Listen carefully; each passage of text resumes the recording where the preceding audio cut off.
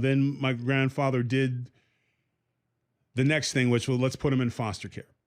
And basically, the social worker said, listen, we'll take them.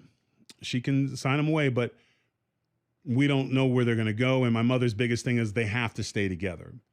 They're all they have. And again, a lot of people will be hearing this and they'll want to immediately say bad things about my mother. But again, when you're living in that situation, you have no other options in life. You have to make some of the, and as an adult, as a father, as a man now, I understand it. As a child, I didn't.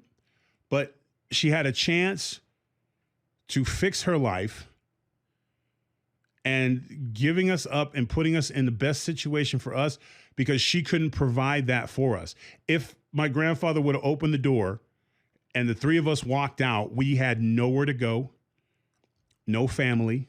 And the worst case scenario is after a few days of missed meal cramps and Boston winter, she would have had to go back, which would have been probably the end of her eventually. And most likely she would have been recreating my father in me. I would have grown up seeing that as okay, seeing that as that's how you treat women, seeing that as work ethic. So you had two really horrible choices. But the one upside was at least I can make sure my kids are safe, they're together, and they'll have an opportunity that I can't give them. So I understand sometimes parenting isn't as easy, or the decisions you make in life is not like TV where you make a good decision and a bad decision. Sometimes you make a bad decision opposed to a horrible decision, but the intentions are good. I'm going to say it again. You make a bad decision over a worse decision because your intentions are good.